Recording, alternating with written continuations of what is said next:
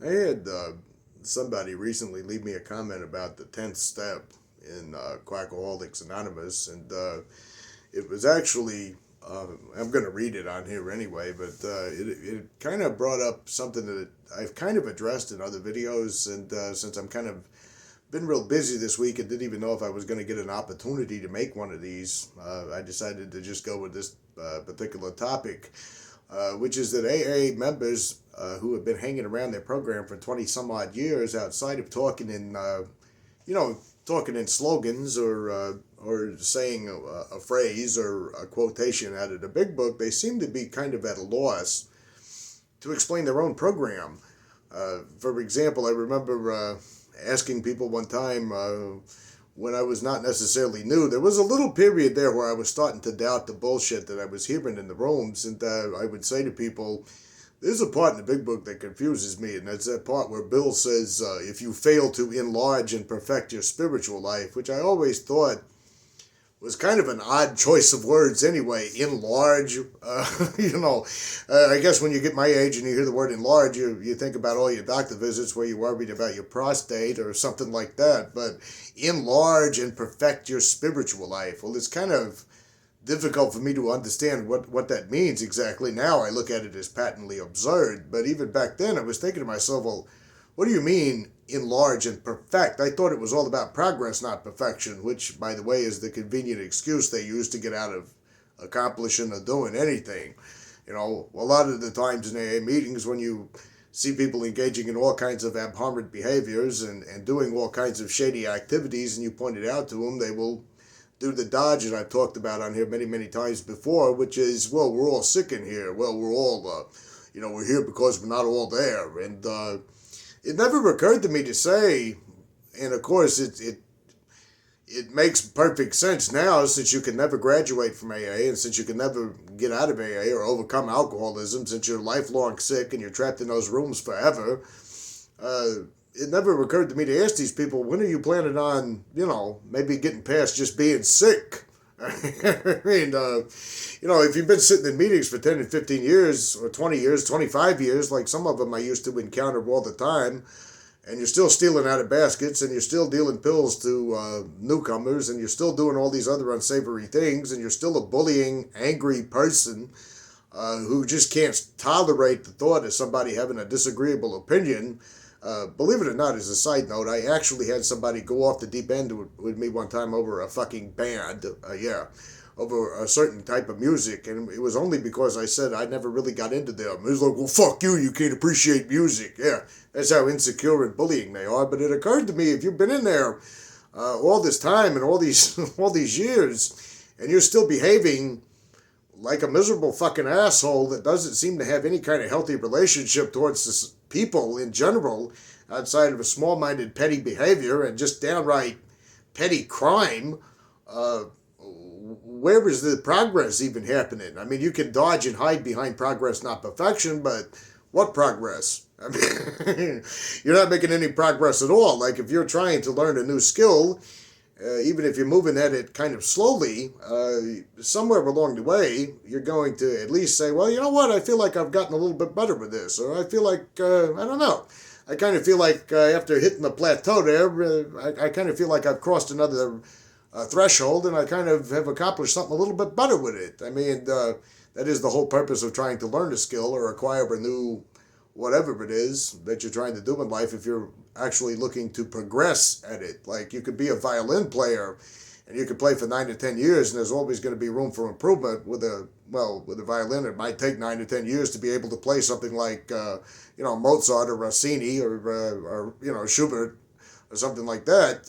But at the same time, even if you got good enough to do that, uh, you would say somewhere along the way, well, I can improve here, I can do this, I can do that, or something. You would have something to measure, something linear.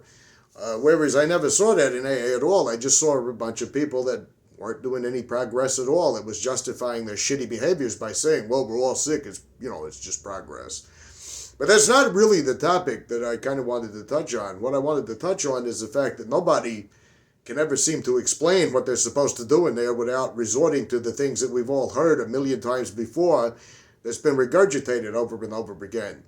Like when I asked people what I was talking about when I started the video, how do you perfect and enlarge your spiritual life? They would say by rote the same thing that I heard a million times before. Oh, you got to go to meetings, and you got to talk to people, and you got to make coffee. And speaking of which, I never saw none of the 20-year guys, the 20-year guys that thought that they were there to be served like they were royalty, that were there to bully sponsees and talk down to new people. I never saw them doing any of that. I never saw them actually showing up at the meeting and seeking out some new guy that was hanging around looking like he was lost and miserable and talking to him. I never really saw him doing that. I never saw him making coffee. I never saw him really doing anything outside of waiting for the meeting to start and waiting for their time to get called on so they could do their little performances like I talked about in the last video. But if you ask them simple questions, how do you enlarge your spiritual life? If they didn't say go to meetings, talk to people, and read the big book, they would either tell you to, well, you obviously don't know the program because you're not reading the book, you're not calling a sponsor, you don't know anything, I'm like, well, how come you can't explain it to me? How come you can't explain it to me in simple terms? I mean, you talk about it all the time, but you don't have no explanation as to exactly what I'm supposed to be doing here.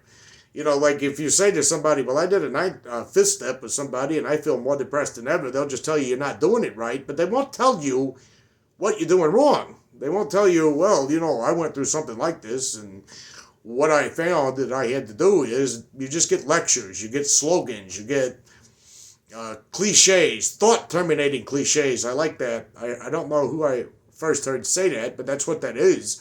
Like they say, well, it's just like they said, you got to be willing to do these things. So you're not explaining anything. You're just throwing out a thought-terminating cliche. But one thing that I kind of find interesting about that I was thinking about in this video, like I talk on here all the time about logical fallacies. In fact, I bring up logical fallacies in AA. I bring up logical fallacies in the Big Book. I bring up the fact that it doesn't comport to reality. I bring up the fact that it's not supported by any kind of empirical data or evidence. Now, if somebody came up to me and I was walking down the street, let's just say in a hypothetical scenario, and you said to me, hey, you're always talking about logical fallacies. What the hell is a logical fallacy? I've never heard of one of those before. My answer would be, well, to put it really simply, a logical fallacy is kind of an error in critical thinking that leads you to wrong conclusions. Let me give you an example. If I told you that I had trouble starting my car twice this week, and I figured it out. I was wearing a red shirt both times I tried to start my car, and that's why the car wouldn't start. And when I put on a black shirt, the car started perfectly, so it must be the color shirt I was wearing. You wouldn't think of that as being reasonable. You wouldn't think of that as a logical conclusion to why your car doesn't start. If you don't think that's reasonable to say, well, the color shirt affects the way the car starts, guess what? You just identified logical fallacy, right? I could name the specific ones, but I'm giving you the idea that if you told me, explain what a logical fallacy is, explain why AA doesn't comport to reality, I could do that very simply for you. I can explain a logical fallacy. I can explain what they mean, and I can demonstrate why they're pretty sound. Because in any real example I point out with that fallacy in mind, you will see that it doesn't hold weight, that you couldn't reach a conclusion with that line of thinking, right? Like if I said, if I don't get up early in the morning, the sun doesn't rise. Okay, that's a logical fallacy. That's an error in the way you're reasoning. But I wouldn't have a problem explaining that to somebody. I wouldn't have a problem explaining to someone when you say, well, AA doesn't comport to reality. What do you mean by that? I would say, well, I can tell you this. AA is telling you that you're a garbage human being that has to rely on a higher power that they cannot define in simple terms, that you can believe in whatever you want, but you got to do it the way they tell you to do it, that there's no scientific evidence that you need a higher power to reach inside your brain and take away your desire to drink destructively, and that there's never been any conclusive proof for this, that people have successfully quit on their own without the help of a program, and that, by the way, there have been many studies done that showed people who quit by themselves did a lot better than people who were in AA. So I could keep on going, but I would say, when I say there's no evidence that AA works, I mean just that. There's no tangible, concrete evidence that a higher power is taking away your desire to drink, And there is no tangible, concrete evidence that says even if you believe that as a placebo effect, that it has the desired outcome. It doesn't seem to. I've talked before on here about George Valiant studying AA for decades. Well, I don't think it was decades. I think it was like a 10-year study, or maybe it was longer than that. It wasn't like, 40, 50 years, but it was something like that. I could go to the Armitage Papers and pull it up. But George Valiant studied AA for years, if I'm saying his last name correctly. And he found out the results in AA were horrifying. Binge drinking increased. Suicides had increased among those that did not seek 12-step help. He found all kinds of horrible things, and then he committed a logical fallacy of his own. He said, AA is still a good thing because it leads people to God. You haven't conclusively demonstrated to me that people need to be led to God to overcome their impulses to drink alcohol, to do drugs, or whatever it is that's causing them detrimental harm in their life. So I can explain these things, is the point I'm trying to drive home here. If you ask me, what do you mean when you say these things, I could explain them to you. And if I thought you were having a hard time understanding my terminology or my choice of words, I would break it down even more simply for you. I could do that. I might tell you after I'm done talking to you, by the way, if you would like to learn a lot more about logical fallacies, in today's world with YouTube and all of that kind of stuff, it's a mouse click away. You could click on a YouTube video. You could click on YouTube and type into the search engine, what are some common logical fallacies? And I think they're pretty self-evident when they demonstrate, like I just did about the shirt and the rain, why they're not sound reasoning, why you're reaching a conclusion that's not based on any kind of sound reasoning. But, on the flip side, you go to a 20-year AA member and you say, how do you enlarge and perfect your spiritual life? They'll give you a slogan. They'll give you something they heard in a meeting, something that you probably heard in dozens of meetings prior to that meeting. They will tell you, you got to surrender, you got to learn to let go. What does that mean to let go? Tell me how I let go of something. Okay, how do I let go of my impulses to want to drink? I mean, do I sit down? Do I get on my knees and do my hands like this? Because let's just say I got on my knees and did my hands like that, and then I got off my knees and I say, you know what? I still feel like going to a liquor store and getting hammered here. Obviously, that's not the way to let go, right? So how do you properly let go? They'll tell you, well, just read the book. We'll talk to your sponsor. Well, I've had lots of sponsors over the years. A lot of them were garbage human beings when I got to know them. And none of them could ever explain these things to me. You got to give up your will. You got to surrender. Okay, what do you do when you surrender? All right, what do you run around the block and do you jog in place and look at the sky and say, look, all the power is flowing out of my head right now. I'm surrendering. What do you exactly do? They don't ever have an explanation. They have a slogan. They have something out of the big book. They have something Bill said. They had something their sponsor told them. But it never is something concrete and clear and concise. Like if you said, demonstrate to me a logical fallacy is real, I could do that. I just did. If you said, demonstrate to me that we need evidence for something spiritual, I would have to tell you that, well, first of all, I don't know how you would demonstrate something spiritual, since you can't take a picture of it, you can't measure it on a machine. An electron microscope has never been able to pick up something and say, this looks like a ghost, or anything like that. I cannot demonstrate that, but what I can do is tell you that I don't see any evidence that is necessary or that it does anything for the people in the program of Quackaholics Anonymous, because I saw multiple people over the years that would come in and they would look at me and they'd say, you're a chronic relapser, you can't get honest, you're one of the unfortunate ones, you're going to die drunk. And they would end up relapsing and they would end up failing. And these are people that were all proudly bragging about their 4-step accomplishments or something like that. So I have not yet seen any compelling evidence to make me believe that even if it's a placebo effect, that I'm supposed to accept something as being spiritual. And if you can't define it, how am I supposed to know what to do with it?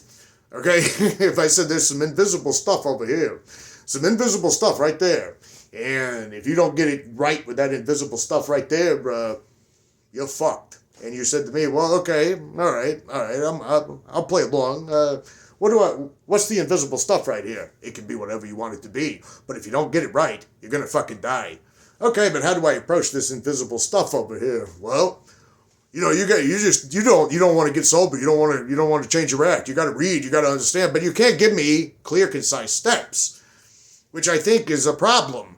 Because if you've been hanging around these meetings for 20-something years and you can't give me anything other than stories, made-up stories, well, how do you enlarge and perfect your spiritual life? Well, when I got here, I had 19 DUIs, I had 14 felony convictions, I was a drug lord, I was homeless, I had domestic terrorism charges, even though I was the head of the FBI. I mean, sometimes their lies actually contradict one another. I remember one guy was talking about how he owned private yachts, but then he was talking about how he lived on the streets. And I was like, you own private yachts, but you lived on the streets? I mean, you own private yachts at the same time you were living on the streets? Because you just told me you lived on the streets for 30 years. You were about 50 years old, so when did you own the private yachts?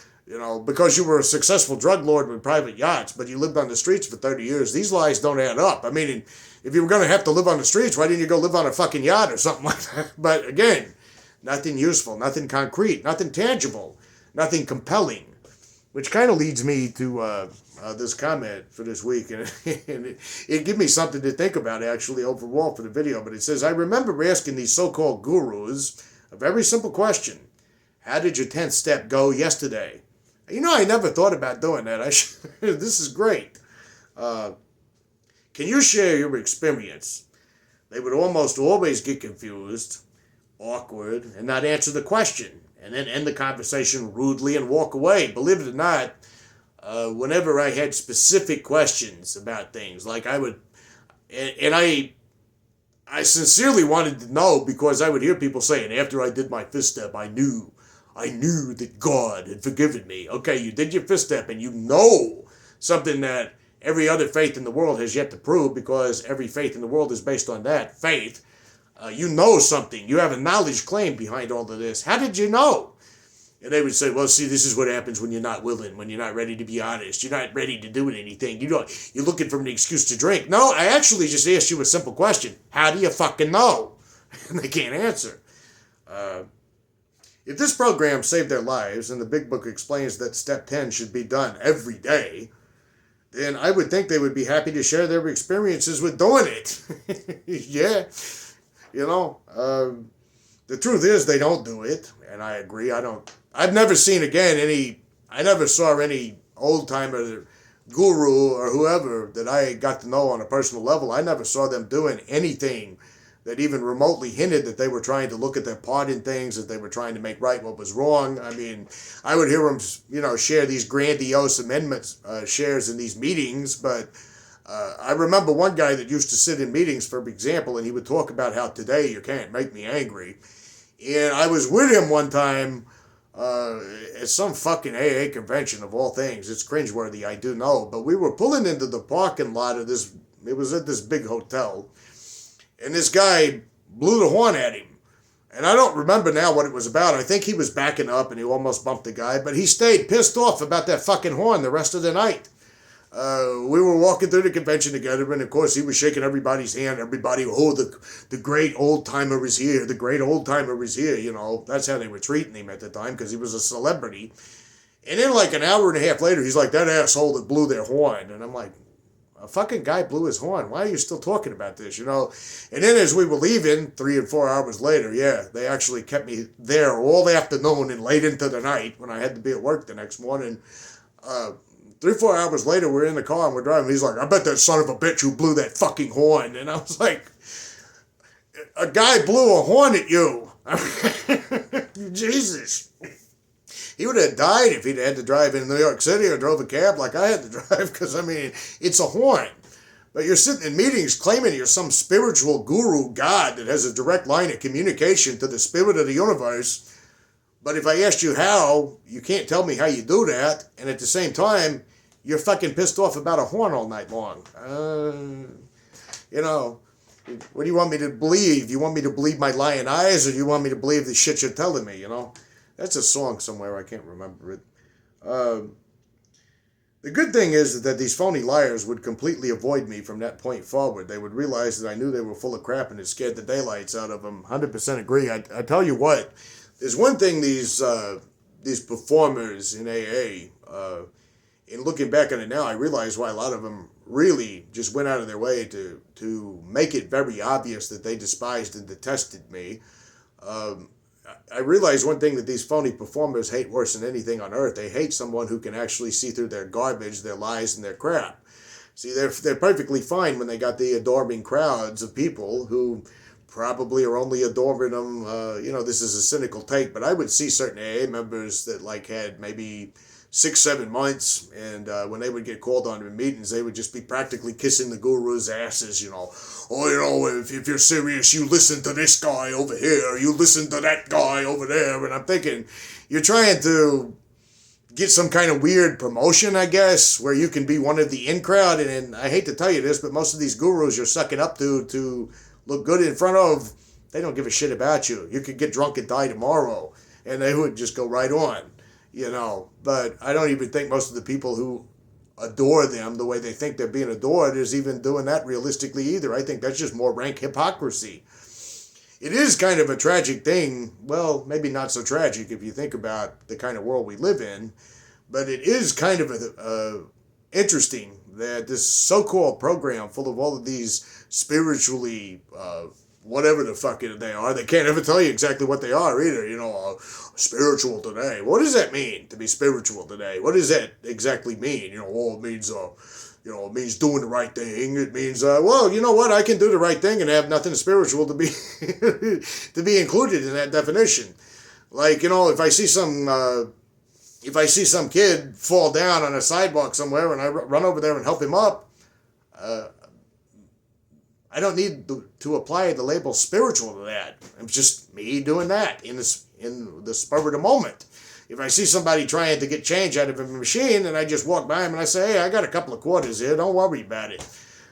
I don't have to put God's spirituality in some bizarre mystical connection to the spirit of the universe and the stars above me that revolve around the entirety of my being because I chose to drink destructively at one point in my life. I mean, you haven't shown me any demonstration that this word spiritual isn't nothing but a bunch of phony bullshit that you just throw around to feel superior to all your fellow men, even though you're practicing humility today. Very strange how that works. I mean, you would think that you could answer some basic questions if you're an AA member about, I don't know, about what do you mean that God removed your desire to drink? How do you know that? How do you know that it was really God? How do you know you just didn't overcome your desire to drink because you didn't drink for a long time? How do you demonstrate that? How do you demonstrate that it was some spiritual, mystical entity that reached in your brain? How do you demonstrate, like another YouTuber around here, I don't want to mess your name up. He's a fellow New Jersey guy. I'll put a link to his videos in the comments because he did accurately point out I have never covered the chapter 2 wives that, by the way, Bill W. wrote. But like he pointed out about resentment being the number one offender, where's the empirical data for any of this stuff? I'll conclude with this particular tidbit of information before I stop for this week. Let's just say, for the sake of argument, you wanted to prove resentment was the number one offender, the number one trigger for people who were addicted. This is what you would have to do. And by the way, at the time that Bill wrote that book, they didn't have 100 members. Nobody had been sober for decades and decades and decades like they would have you believe. You would have to, by some miracle, be able to compile the whole massive amount of people who had engaged in problem drinking. You would have to trust them to be 100% honest in the self-reporting that, because if I asked you, let me ask you this question. Were you pissed off when you relapsed last night? Is that really what it was? They might do like I would do if I thought it would get me out of a jam. I'd say, yeah, that's what it was. I was pissed, I was pissed, You would have to get these people to keep track of every time they had a serious relapse. You would have to keep track of every single time that they messed up. And you would have to ask them to self-report every single time. Whether or not it had something to do with some resentment in their childhood or whether it had something to do with being pissed off or not, and you would have to phrase it in such a way that they could honestly break it down without trickery or trick questions. You would have to watch these people who are problem drinkers and be willing to watch them relapse and mess up for several years. You would have to then compile all that data together, and by the way, guess what? You still don't have a case. You know why? Because you compile all this data together and you say, well, these 30,000 people that I've been watching, they all self-reported that they were angry when they were drinking. And then you haven't even got a hypothesis yet. You've just got the groundwork laid. Now, if you were really going to be serious about this, you would start looking at their demographics. You would start looking at their health conditions. You would start looking at the type of work they do. You would have to look at whether they're married or unmarried. You would have to look at whether this seemed to occur more in men and women, or you'd have to see whether it occurred more in people from this background versus that background. You would have to also look at their medical records, and you would have to determine, it seems like people who are type 2 diabetic did not have this particular problem the way that people without type 2 diabetes had. You'd have to go through all that. And then, if you could somehow or the other manage to sift through all that for another few years, and you didn't find any commonality in all these people, you might have a potential hypothesis, not a theory, a potential hypothesis that there is a correlation in being angry and drinking again or relapsing again. But then you just scratch the surface of the entire thing, because is being angry tied to some chemical component in the brain that's right next door to craving? Is craving and anger I can't say the word, sorry, but is it completely linked by some kind of biological problem? If it's not, then what would be the common lying cause? You'd have to go through another few years of that before you could even present that as any kind of working theory, but then you would have to have some explanation as to what it is in common with all these case studies that would hint that, yeah, it just seems like people are, when they're angry, they relapse. And there's no possible way that is even going to remotely be possible, because they're not all going to necessarily report honestly. You'd have to go through not just demographics, you would have to go through geographical locations. And even if you were able to compile and do all of that, you still don't have a theory that resentment is the number one offender. You have a tiny possibility that there might be a correlation between drinking and being angry. You have a tiny possibility. Okay, that is the difference between evidence, hardcore evidence, and then just somebody like Bill W. saying resentment's the number one offender without evidence. And it's the same thing with this whole entire spiritual program, 10 steps, and all this other shit. People think that they go around saying, it was God who took away my desire to drink. There is zero proof of that. The only way that you could demonstrate something like that, again, would be to somehow demonstrate that there was no other way for anybody with a problem drinking, with a drinking problem, to ever overcome their problems without some kind of bizarre spiritual experience, which I think by the massive failure rate of AA, we have proven time and time again, hasn't got any good evidence to support that. And I guess that's all I wanted to talk about this week. I wasn't sure what I was going to say when I got started. It's been a very busy week, and I've had car problems I had to work on, and then other things as well. So, you got anything out of that? Chime in on the comments. Let me know what your experiences is with these people that can't seem to explain the very program that they claim saved their life. And I'll post a link to my newest subscriber's channel. I don't think he's got a lot of subscribers yet, but I love the way he breaks it down, and they're in short 5-minute videos. And he actually mentioned the meeting the other night in the comments that I actually went to one time. And believe it or not, they actually had a saying, sober, not somber. And those were some sick fucking meetings, I can just tell you that much. Until next time, everyone.